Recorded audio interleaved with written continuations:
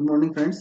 आज हम जिस टॉपिक का डिस्कशन करने जा रहे हैं वो टॉपिक हमारे जेआईबी के सिलेबस का एक इम्पोर्टेंट और इजी टॉपिक में से एक है। अभी मैं जो आपके लिए लॉकडाउन में जो मैं टॉपिक्स लेकर आ रहा हूँ वो टॉपिक सारे इजी टॉपिक्स हैं, ताकि आपको जेआईबी के अकाउंट्स में दिक्कत ना लगे और आप इजीली उसको पास कर जाएं।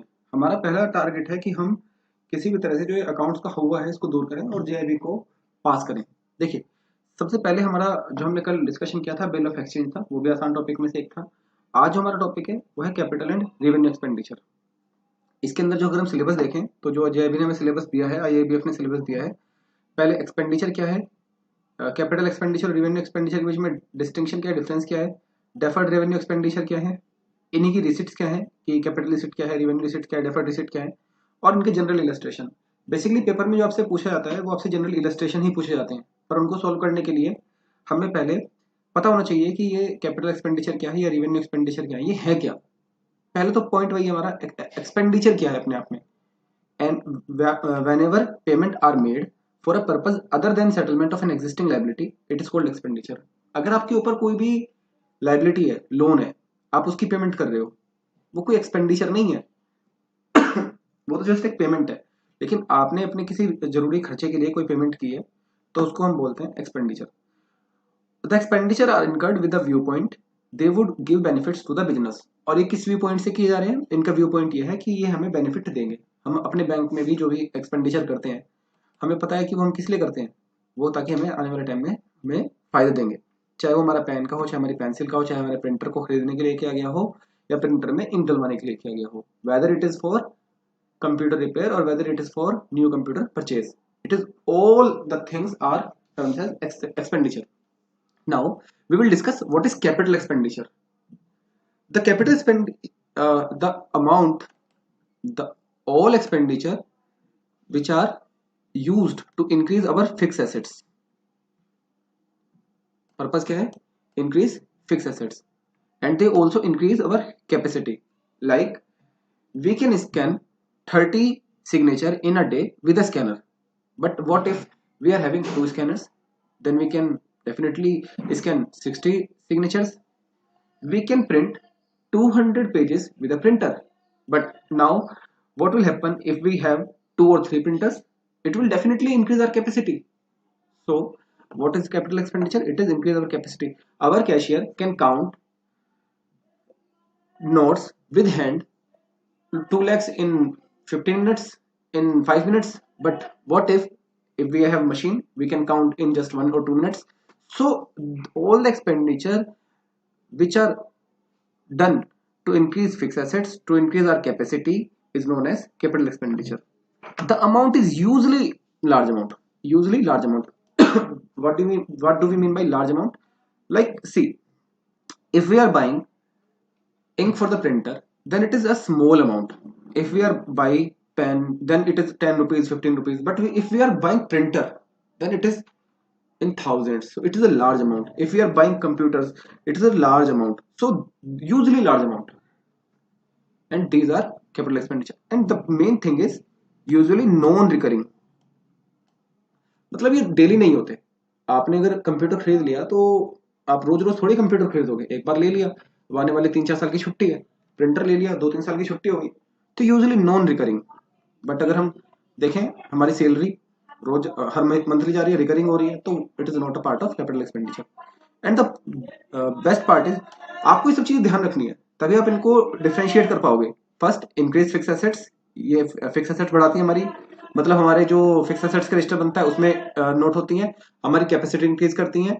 इन पे जो अमाउंट स्पेंड होती है वो यूजुअली लार्ज अमाउंट है। बेनिफिट्स फॉर लॉन्ग पीरियड है, इनका जो बेनिफिट है वो कम मिलता है, हमें लॉन्ग पीरियड के लिए बेनिफिट मिलता है, मतलब मोर देन 1 ईयर के लिए बेनिफिट मिलता है। एग्जाम्पल, अगर हम बाय कोई प्लांट या कोई मशीनरी लगाते हैं फर्म के पॉइंट ऑफ व्यू से, बाय लैंड एंड बिल्डिंग, कोई लैंड एंड बिल्डिंग खरीदते हैं, buy furniture and fixtures, whether new और old, it doesn't matter. if we are buying any furniture, if we are any fixture, whether new or old, it doesn't matter, usually non recurring और payment of loan. अगर हम कोई loan की payment करते हैं वो भी हमारी कैपिटल एक्सपेंडिचर है। And what is revenue expenditure? The opposite, just opposite of it, like daily running expenses, like for pen, pencil, printer, ink, और the salary of the staff, repair, maintenance. So usually less than 1 year and usually small. Stationery, salary to staff, repairs, electricity bill, payment of interest, any loss due to damage etcetera. कोई like if we are going in the market and then our scooter got punctured, we were we collide with any person, any car, so we will expend something, so it is a loss. So all the loss, any loss, if banks loses a case, it is a loss. So all the loss are revenue expenditure. Any day-to-day expenses or recurring expenses, all are revenue expenditure. What is deferred revenue expenditure? It is hybrid, means mix of both, दोनों का जो mix है वो है deferred revenue expenditure. इसमें amount बड़ी है, amount काफी बड़ी है, परंतु ये कोई एसेट्स भी क्रिएट नहीं कर रहा। अगर हमने कैपिटल एक्सपेंडिचर की बात की तो हमने उसमें बात की क्या की कि एक तो एसेट्स क्रिएट हो रही हो, और या फिर हमारी जो लाइबिलिटी है वो कम हो रही हो, लोन हमारे कम हो रहे हो, पेमेंट लोन की पेमेंट कर रहे हो। लेकिन डेफर्ड रेवेन्यू एक्सपेंडिचर ऐसे हैं जो ना तो हमारे एसेट्स क्रिएट कर रहे और ना ही हमारे लोन कम कर रहे, पर ये बहुत लार्ज अमाउंट में है। इनमें एक क्वालिटी तो है लार्ज अमाउंट वाली, large amount with benefits more than 1 year. Like advertisement, अगर हमने कोई एडवर्टीजमेंट दिया तो एडवर्टीजमेंट का बेनिफिट तो हमें कई कई साल तक मिलता रहता है। या हमने कोई बिल्डिंग अपनी शिफ्ट कर ली, शिफ्टिंग ऑफ बिल्डिंग, ऑफिस या goods from one place to another, and large amount is spent. अब आप देखिए, अगर एक बैंक की ब्रांच एक जगह से दूसरी जगह पर ले जाती है, हम लेकर जाते हैं, तो कितना ज्यादा खर्चा होता है हमारा। अब हमने कोई नई नई बिल्डिंग तो नहीं बनाई, बेस मतलब हमारे पास पहले ही एक बैंक था, दूसरा फिर बैंक तो वही है ना, कोई एडिशन तो नहीं हुआ ना। हमारे पास अगर नंबर ऑफ ब्रांचेस 1200 थी तो 1200 ही रही, उसमें कुछ एक्स्ट्रा तो नहीं जुड़ी ना, क्योंकि एक खत्म हुई और एक ऐड हो गई। तो शिफ्टिंग, बेसिकली शिफ्टिंग अगर आप करते हैं तो उसमें बहुत बड़ा खर्चा आता है। तो शिफ्टिंग चाहे आप बिल्डिंग की कर रहे हो, चाहे ऑफिस अपना ऑफिस कर रहे हो, चाहे पूरा गुड शिफ्ट कर रहे हो एक प्लेस से दूसरी जगह ले जाने में, तो लार्ज अमाउंट स्पेंड होती है। इसी को हम बोलते हैं डेफर्ड रेवेन्यू एक्सपेंडिचर। ऐसे एक्सपेंडिचर जिनकी लार्जली बहुत यूजुअली बहुत लार्ज अमाउंट होती है। और अगर हम कैपिटल रेवेन्यू एक्सपेंडिचर के बीच का डिस्टिंक्शन देखें जो आपके सिलेबस में था, वैसे तो आपको पता चल ही गया है, लेकिन एक बार फिर देख लेते हैं। कैपिटल एक्सपेंडिचर कैसे है? Any expenditure which is incurred in obtaining और increasing the value of a fix assets, increasing the value of the fix assets. और ये क्या है? Benefit which is receive during the current year. ये सिर्फ benefit जो करंट ईयर में होता है। यहाँ पे अमाउंट किस पे स्पेंड हो रही है? प्लांट पे, बिल्डिंग पे, फर्नीचर फिक्सचर पे, यहाँ पे इस पे स्पेंड होती है। यहाँ पर इन पे एक्सपेंडिचर में इनके ऊपर कोई एक्सपेंडिचर होगा। एक चीज ध्यान रखनी है, जब तक हमने प्लांट और मशीनरी इंस्टॉल नहीं कर ली, अपने यहाँ पर नहीं ले आए, तब तक सारे एक्सपेंडिचर उससे रिलेटेड कैपिटल होंगे। जिस दिन वो हमारे यहाँ पर आ गई, चल रही है, उसके बाद जो भी खर्चा होगा वो रिवेन्यू एक्सपेंडिचर होगा। एग्जाम्पल ले लेते हैं, मैं भैंस लेने गया, तो जब मैंने भैंस खरीदी तो भैंस मैंने खरीदी शिमला से और मुझे लानी थी दिल्ली। तो मैंने उस भैंस को लेने के लिए फिर एक भैंस मैंने खरीद ली, उसके बीच में उसको चारा भी खिलाया, उसके बीच में मैंने उस भैंस को अपनी एक कार बुक की, उस कार में मैं रख के लाया। तो जो ट्रेवल का मेरा एक्सपेंडिचर हुआ, जो मैंने उसको वहां बीच में जो रास्ते में चारा खिलाया, जब तक मेरे घर तक मैं न ले आऊं, तो वो जो मेरा खर्चा एडिशन हुआ उस सब चीज में, वो मेरा कैपिटल एक्सपेंडिचर रहेगा। उसके बाद मैंने क्या किया कि एक खुंटा खुदवाया जिसके अंदर मुझे भैंस को बांधना पड़ा, तो वो ऑल द एक्सपेंडिचर और कैपिटल एक्सपेंडिचर। क्लियर? जब तक वो प्रोडक्ट मेरा वहां तक आ गया तो मेरा कैपिटल एक्सपेंडिचर है। उसके बाद 1 महीने बाद मेरी जो भैंस थी वो बीमार पड़ गई, अब मैंने उसको डॉक्टर से इलाज कराया, तो अब वो मेरा एक्सपेंडिचर कौन सा है? Revenue expenditure. ध्यान रखना, जब तक कोई भी प्रोडक्ट हमारा फर्म तक नहीं आ जाता, उसके ऊपर कोई भी खर्चा होगा वो हमारा कैपिटल एक्सपेंडिचर होगा। हम प्रिंटर लेने गए, हम कंप्यूटर के साथ में लेने गए, हमने दोनों चीजें खरीदी, हमने 1 लाख की खरीद ली। उसके बाद हमने क्या किया, उसके ऊपर 10,000 टैक्स भर दिया, तो 1,10,000 हो गया। हमने 2,000 रुपये इंस्टॉलेशन और साथ में लाने वाले को दिए।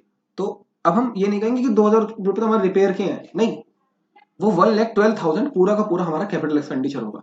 ये ध्यान रखना है, क्योंकि जब तक लाने तक, उसके जस्ट बाद अगर वो अगले दिन, 3 दिन बाद, 4 दिन बाद अगर वो खराब हो जाता है, तो वो जो एक्सपेंडिचर होगा वो रिवेन्यू एक्सपेंडिचर होगा। ये बहुत ध्यान से रखना है कि किसी भी बिल्डिंग के बनने तक, किसी भी फर्म के चलने से पहले तक, किसी भी प्रोडक्ट के आने से पहले तक का जो भी खर्चा होगा वो कैपिटल एक्सपेंडिचर होगा। उसके बाद उसकी अगर कोई रिपेयर होगी तो वो रिवेन्यू एक्सपेंडिचर होगा। Capital expenditure is incurred for the purpose of increasing the capacity of the trading concern. इसका पर्पज क्या है? हमारा कैपेसिटी इंक्रीज करना। और इसका पर्पज क्या है? मेंटेनेंस। चल ध्यान रखना, रेवेन्यू एक्सपेंडिचर का पर्पज क्या है? मेंटेनेंस। अब देखते हैं रिसिट्स। जैसे हमारे तीन तरह की एक्सपेंडिचर थे, capital expenditure, long term large amount for the purpose of increasing assets and decreasing in loans, revenue expenditure for maintenance for daily routine, deferred large amount with no capacity building, with no reduction in liability, so but large amount like advertisement, like shifting of office or goods from one place to another. Next is receipts. So there are three receipts: capital receipts, revenue receipts and deferred revenue receipts. First we will talk about capital receipts. Capital receipts क्या है? Which increases liability of the firm, that is loan taken by a person or capital increased by the partner. देखिए firm में जो partner होता है वो अलग है और फर्म अलग है। तो ऐसी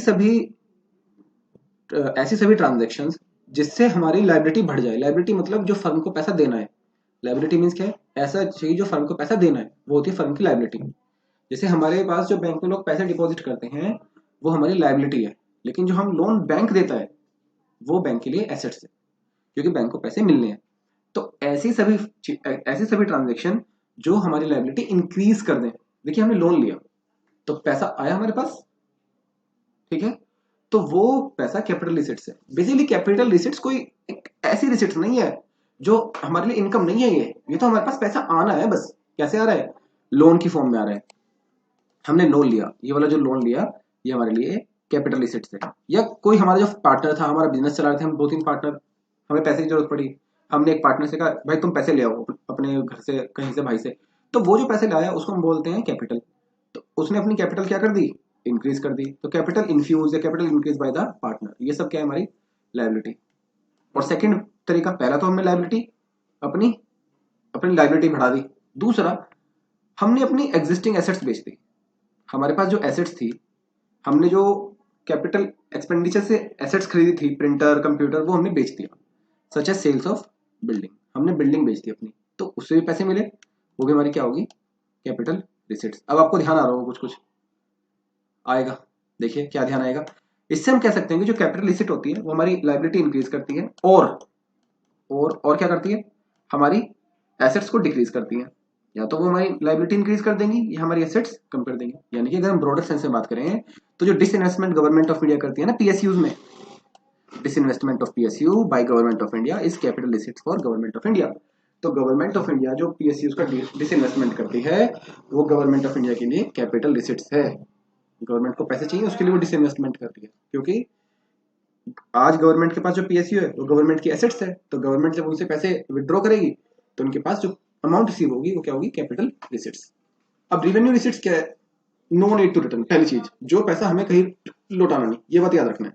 जैसे मुझे सैलरी मिली, वो मुझे किसी को लौटानी नहीं है क्योंकि मैंने काम किया है, तो नो नीड टू रिटर्न। तो इसको हमें कहीं लौटाना नहीं होता। It does not incur any obligation to return the money. भाई सेम लाइन लिखी है, ये कोई ऑब्लिगेशन क्रिएट नहीं करता कि हमें मनी लौटानी है। Not in the form of a sales of a fix assets. इससे हम कोई भी फिक्स एसेट्स नहीं बेचते। क्या बेचते हैं? Sales of goods made by the firm. हम गुड्स सेल करते हैं जो फर्म बनाती है। जैसे मेरी फर्म का कोको कोला बेचने का काम है, अब वो कोको कोला बेच रही है, तो वो जो गुड्स बेचती है उसके पैसे उसको कमाई होंगे, तो वो क्या? उसके लिए रेवेन्यू रिसिट्स।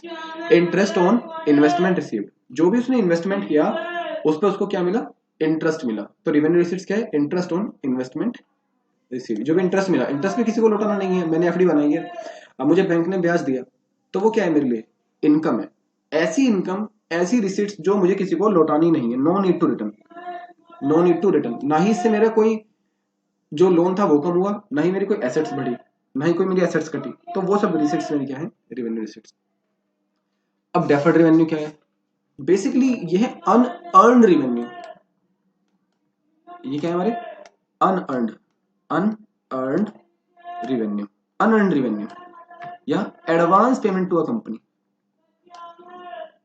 अगर कोई कंपनी को कोई एडवांस पेमेंट रिसीव हो जाती है उसको हम बोलते हैं डेफर्ड रेवेन्यू। क्लियर? जैसे अगर हम बात करें, मान के चलिए हमारा न्यूज़पेपर का काम है, तो न्यूज़पेपर की अगर हमें पेमेंट रिसीव हो गई एडवांस में, अगर हमने किसी सॉफ्टवेयर के लिए उसका सब्सक्रिप्शन ले लिया या हमने अपना इंश्योरेंस करा लिया, तो उसके लिए हमने अगर पेमेंट कर दी है, तो जो भी पेमेंट हम उस बिजनेस में है जो हमें रिसीव हो रही है, तो वो हमारे लिए क्या है, डेफर्ड रेवेन्यू या rent payment receive in advance या प्री पेमेंट। हमें कोई भी चीज अगर एडवांस रिसीव हो जाए तो हम उसको बोलेंगे डेफर्ड रेवेन्यू। जैसे एग्जांपल लेते हैं डेफर्ड रेवेन्यू का, कोविड के टाइम पे आप में से काफी लोगों को बैंकों ने 2-2 महीने की सैलरी एडवांस दी है, तो जो 2-2 महीने की सैलरी एडवांस मिली है वो क्या है, डेफर्ड रेवेन्यू। अगर हम इसमें अब बात की थी हमने, इलस्ट्रेशन पूछे जाते हैं। अब ये बहुत इंपॉर्टेंट पॉइंट है, इसको ध्यान से रखना।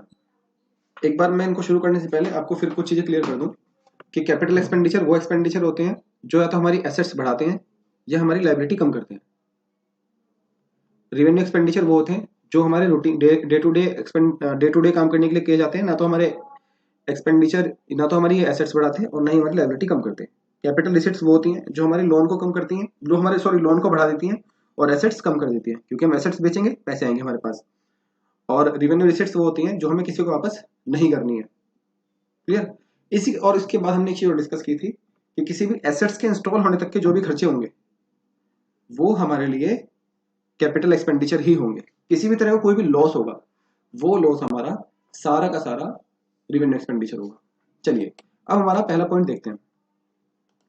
अ न्यू मशीन इज परचेज्ड, ये हमारा फर्स्ट क्वेश्चन है। A new machine is purchased for 60,000। एक नई मशीन परचेज की 60,000 में, new machine purchase, new machine आ रही है, तो capital expenditure. ₹800 were spent on its carriage and 1,500 were paid as wages for installation. Machine को लाने, देखिए मशीन के 60,000 में खरीदी, 800 उसके को कैरेज में हुए और 1,500 उसके इंस्टॉलेशन में हुए, तो टोटल जो खर्चा हुआ हमारा 62,300 का। तो ये जो भी पूरा का पूरा खर्चा होगा ये हमारा क्या होगा, ये हमारा खर्चा होगा कैपिटल एक्सपेंडिचर। क्योंकि मैंने भी आपको बताया था, जो मैंने आपको भैंस वाला एग्जांपल दिया था, भैंस को लाने तक का जो भी खर्चा होगा, उसके इंस्टॉलेशन तक का जो खर्चा होगा, वो सारा हमारा कैपिटल एक्सपेंडिचर होगा। A sum of 10,000 was spent on painting the new factory. आपने न्यू फैक्ट्री को पेंट किया, फिर से वही, कोई न्यू फैक्ट्री आप बना रहे हो उसको पेंट तो करोगे, तो जो भी उसके बनने तक का कोई भी खर्चा होगा वो फिर से क्या होगा, कैपिटल एक्सपेंडिचर। ये भी कैपिटल एक्सपेंडिचर और ये भी कैपिटल एक्सपेंडिचर। मैं सी लिखूंगा कैपिटल एक्सपेंडिचर के लिए। ₹5,000 paid for the erection of a new machine. New machine के इंस्टॉलेशन पे फिर से कोई भी न्यू मशीन पे कोई भी खर्चा है तो क्या खर्चा होगा, ये भी कैपिटल एक्सपेंडिचर होगा। ₹2,000 were spent on repairs before using, देखिए बच्चों, before using second hand generator purchase recently. Machine कोई भी खरीदी जाए तो वो हमारा कैपिटल एक्सपेंडिचर होता है, और उसके बिफोर कोई भी खर्चा हो रहा है, उसके इंस्टॉलेशन से पहले, तो वो कैसा होगा, हमारा कैपिटल एक्सपेंडिचर होगा। ₹1,500 were spent on the repair of the machinery. यहां देखिए, यहां इसने कहा 1,500 were spent on repair of machinery, machinery के रिपेयर में 1,500 खर्च हुए। यहां इसने कहीं नहीं लिखा कि न्यू मशीनरी है, सेकेंड हैंड मशीनरी, मशीनरी से पहले हुए ना। तो ये जो हमारा खर्चा होगा रिपेयर, हमेशा रेवेन्यू एक्सपेंडिचर होता है। बहुत ध्यान से करना है, आने से पहले कोई भी खर्चा हो रहा है, एक बार फर्म में इंस्टॉल होने से पहले कोई भी खर्चा हो रहा है तो वो कैपिटल एक्सपेंडिचर होगा। इंस्टॉलेशन के बाद कोई भी खर्चा होगा तो वो रेवेन्यू एक्सपेंडिचर होगा। ये इन सभी के सॉल्यूशन है, ये आपके लिए दिए गए हैं, आप इसको डाउनलोड करके बाद में पढ़ सकते हैं।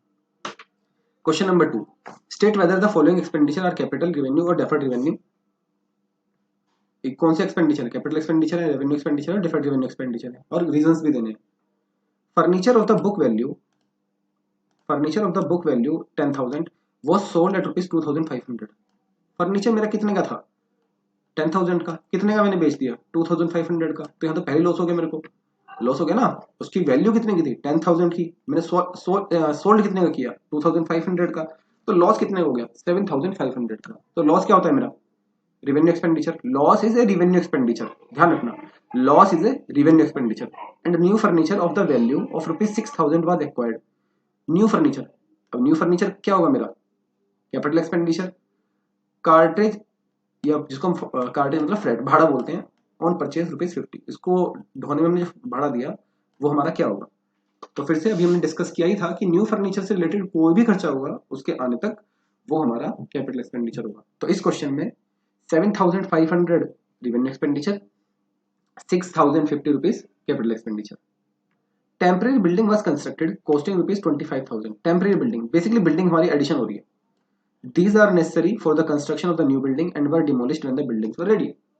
जैसे हम अपना घर बनाते हैं तो जो मिस्त्री होता है वो कुछ एक टेम्पररी स्ट्रक्चर बनाता है। अब उस टेम्पररी स्ट्रक्चर बनाने के लिए हमारा कुछ खर्चा आता है। तो बेसिकली हमारे उस बिल्डिंग के यूज में आने से पहले कोई भी खर्चा होगा वो हमारा कैपिटल एक्सपेंडिचर होगा। मैं फिर से यही बात बार बार रिपीट कर रहा हूँ आप लोगों के लिए कि हमारी जो मेन एसेट्स है उसके पहले तक कोई भी खर्चा होगा वो हमारा कैपिटल एक्सपेंडिचर होगा। तो यहाँ पर बिल्डिंग भले ही कंस्ट्रक्ट की गई हो, भले ही लकड़ी आई हो, भले ही सीमेंट आया हो, भले ही कुछ भी आया हो, बट बेसिकली जो हमारी जो ये बिल्डिंग है, मेन बिल्डिंग है, वो अभी रेडी नहीं हुई, उससे उसके कंस्ट्रक्शन के लिए खर्चा क्या आ रहा है। तो कौन सा एक्सपेंडिचर होगा ये? बिल्कुल सही जवाब, कैपिटल एक्सपेंडिचर होगा।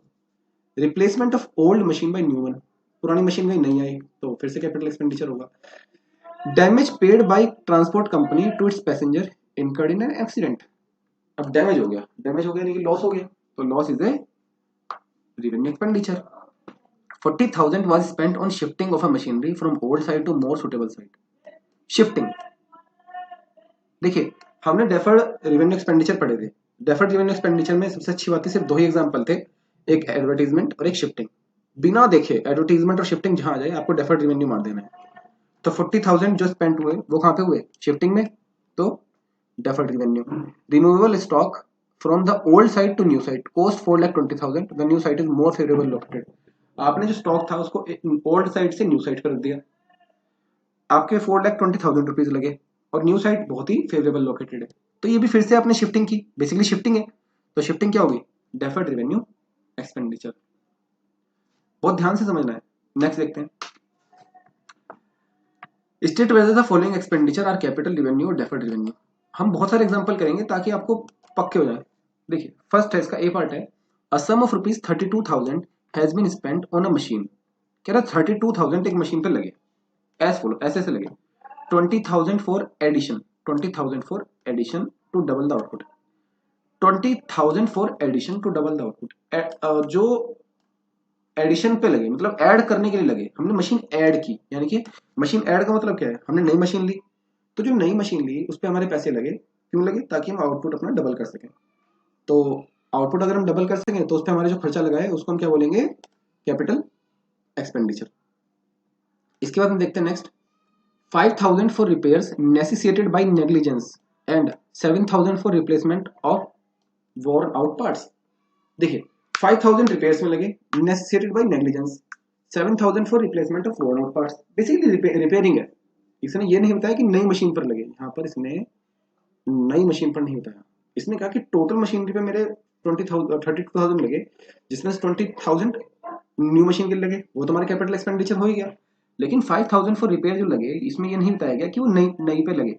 अगर नहीं बताया जाता है, कभी स्पेसिफिकली नहीं बताया जाएगा, तो हम यही मानेंगे कि वो पुरानी पे लगे हैं। ये बहुत ध्यान से समझना है, नई के लिए स्पेसिफिकली बताया जाएगा। अगर नहीं बताया गया तो हम क्या मानेंगे कि पुरानी पे लगाया, और पुरानी मशीन पर कोई भी खर्चा होगा तो वो क्या होगा? हमारा रेवेन्यू एक्सपेंडिचर होगा। तो 5,000 ये और 7,000 ये, 12,000 हमारा क्या होगा? Revenue expenditure. 20,000 capital expenditure, 12,000 revenue expenditure. इसी तरह के सवाल आते हैं ये बीएफ में, ध्यान रखना, जीआईबी में बिल्कुल यही सवाल आते हैं।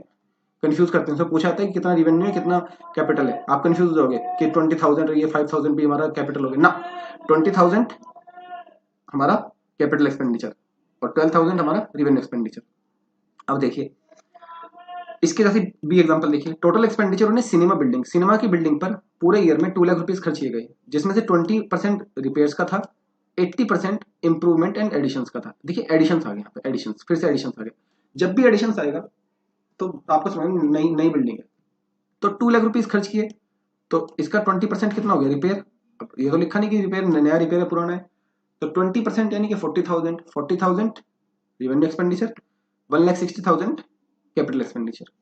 Compensation paid to retrenched employee for the loss of employment. कोई एम्प्लॉय हमने बाहर निकाला, रिटायर हो गया, वीआरएस ले लिया, जॉब छोड़ दी, हमने उसको कोई कंपनसेशन दिया ताकि उसका जो एम्प्लॉयमेंट का लॉस चला गया तो लॉस हुआ। तो लॉस मतलब वो कंपनसेशन हमने पे किया। हमारा कोई भी ऐसा खर्चा है जिससे इससे ना तो हमारी एसेट्स बढ़ रही और ना ही हमारी लाइबिलिटी कम हो रही, तो ये हमारे कंपनसेशन है, हमारे लिए क्या है? खर्चा। Salary is a part of revenue expenditure, salary is a part of revenue expenditure. तो सैलरी का कोई भी कंपोनेंट होगा वो हमारा रेवेन्यू एक्सपेंडिचर होगा।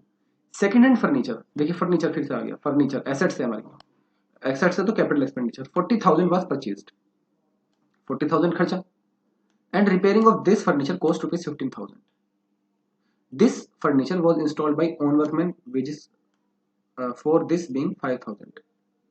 कह रहा कि ये फर्नीचर था, हमने 40,000 का कोई सेकंड हैंड फर्नीचर खरीदा, उसको 15,000 का हमने रिपेयर कराया और हमारे ही अपने वर्कमैन ने उसको इंस्टॉल किया जिसने 5,000 रुपीज हमसे लिए। तो अब हमारे टोटल 60,000 रुपीज खर्चे हुए और तब जाके 60,000 खर्च करने के बाद अभी जाके मशीन हमारी इंस्टॉल हो गई। तो 60,000 क्या हो गया हमारा कैपिटल एक्सपेंडिचर। जब तक मशीन इंस्टॉल नहीं होगी, मैं फिर से रिपीट कर रहा हूं, जब तक मशीन इंस्टॉल नहीं होगी कोई भी खर्चा होगा वो कैपिटल एक्सपेंडिचर होगा। जिस समय वो इंस्टॉल हो जाएगी उसके बाद कोई भी खर्चा होगा तो वो रेवेन्यू एक्सपेंडिचर होगा। A person was injured by the motor car of the company. 10,000 was paid him by the way of compensation. All the compensation, all the losses are revenue expenditure. Advertisement expenditure, नाम देखते ही बिल्कुल एकदम लगा देना deferred revenue expenditure. Deferred revenue के दो ही हैं, एक एडवर्टीजमेंट और एक शिफ्टिंग। क्वेश्चन नंबर 4, ये क्वेश्चन 3 के सॉल्यूशंस हैं, आप बाद में इसको करने के आपका काम रहेगा। State question number 4, state whether the following expenditure are capital revenue deferred revenue, give reasons. अब इसने क्या कहा, 5,000 received from a customer whose account was previously written off as bad। हमारे पैसे मर गए थे,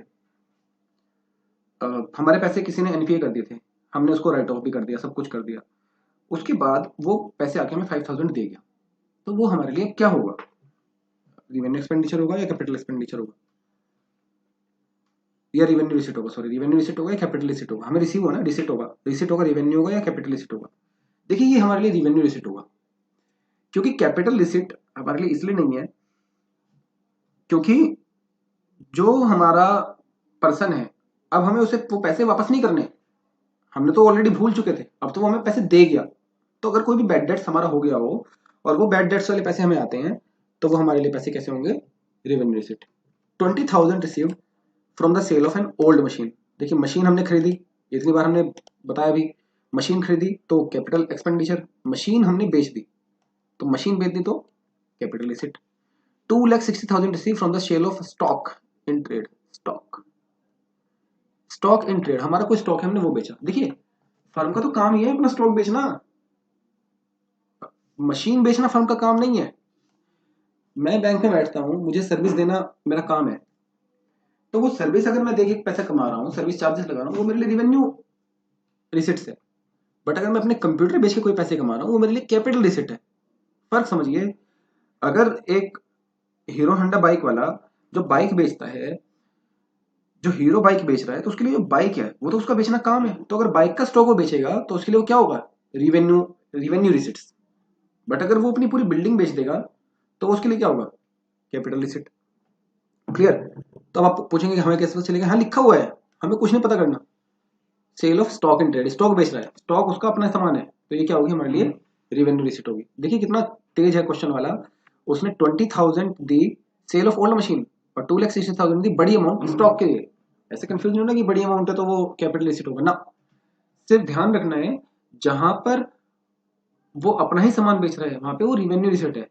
और कैपिटल एसेट्स की, कैपिटल की मैंने आपको एक बात और बता रखी है, कैपिटल रिसिट जब होती है जब गवर्नमेंट, जब फर्म अपनी एसेट्स कम कर रही हो या लाइबिलिटी बढ़ा रही हो। अगर वो अपनी मशीन बेच रही है तो उसकी एक मशीन कम हो गई ना, तो ये हमारे लिए क्या हो गया, कैपिटल रिसिट।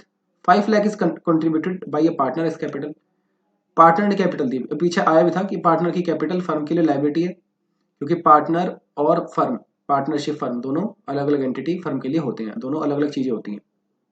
सही है, मुकेश अंबानी अलग है, रिलायंस लिमिटेड अलग है, टाटा मोटर्स अलग है और रतन टाटा जी अलग है, तो ऐसे ही वही है। 5 lakh is contributed for a partner by a partner as capital, firm के लिए लाइबिलिटी है तो लाइबिलिटी है तो कैपिटल रिसिट्स। टू का लोन, लोन लिया, लोन में बढ़ गया हमारा, तो लोन जो हम लेते हैं तो पंजाब नेशनल बैंक से हमने लोन लिया तो हमारे लिए क्या होगा, कैपिटल रिसिट होगा। Received 4 lakh as subsidy from state government. अब ये देखिए बहुत इंपॉर्टेंट है, हमें स्टेट गवर्नमेंट से सब्सिडी मिली 4 लाख रुपीज मिले, क्या ये हमें लौटानी है स्टेट गवर्नमेंट को, नहीं लौटानी, सब्सिडी हम लौटाते थोड़ी है। तो सब्सिडी जो होती है वो हमारे लिए कैसी होगी, revenue receipts। Received 8 lakhs as grant from state government for the construction of quarters for the staff। जो हमें स्टेट गवर्नमेंट से ये मिला, 8 लाख की ग्रांट मिली, अब यहां देखिए क्वेश्चन थोड़ा ये टेक्निकल है, सेम है। Receive 4 lakh as subsidy from state government, 8 lakh की सब्सिडी मिली, 4 लाख की सब्सिडी मिली, ये हमारे लिए क्या है, रेवेन्यू रिसिट। बट अगर यहाँ पे हम देखें 8 lakh as grant from state government, इतना ही होता, अगर इतना होता rupees 8 lakh state government from 8 lakh as grant from state government, यहाँ अगर यही लिखा होता कि 8 लाख रुपए स्टेट गवर्नमेंट से मिले, तो हमें लौटाने नहीं, हमारी पहली कंडीशन सेटिस्फाई हो गई। एसेट्स में इंक्रीज हो रहा है, पता नहीं, लाइबिलिटी हमारी क्रिएट हो रही है, कुछ नहीं हो रही क्रिएट, क्योंकि हमें लौटाने नहीं है, भी ग्रांट वाले भी पैसे लौटाने नहीं होते। तो यहां पर हमारा ये हो जाता है रिवेन्यू रिसिट्स। बट इसने आगे पर्पस दे दिया, for the construction of quarters for the staff, staff के लिए आप क्वार्टर बनाओ। अब जब स्टाफ के लिए क्वार्टर बनेंगे तो हमारे पास नई नई बिल्डिंग क्रिएट होंगी, अगर हमें स्टाफ के लिए क्वार्टर बनाए तो नई बिल्डिंग बनानी पड़ेगी, तो हमारी नई बिल्डिंग बढ़ेगी, तो वो जो नई बिल्डिंग बढ़ेगी वो नई बिल्डिंग हमारे लिए क्या होगी, एक एसेट्स होगी। तो एसेट्स क्रिएशन, क्लियर। तो यानी कि यहाँ जो पैसा है वो एसेट क्रिएशन के लिए आ रहा है, तो ये क्या होगा, कैपिटल एसेट, ठीक है, for the purpose of assets creation, तो कैपिटल रिसिट्स होगा। तो आई होप कि आपको ये पूरा चैप्टर एक बार क्लियर हो गया होगा, एक बार ये वीडियो फिर से देखिएगा, और ये जो पीपीटी है इसका लिंक आपको डिस्क्रिप्शन में मिल जाएगा, और कोई भी डाउट है आप मुझसे कमेंट में, व्हाट्सएप पे, कैसे भी आप मुझसे पूछ सकते हैं, फेसबुक पे पूछ सकते हैं। चलिए, थैंक यू।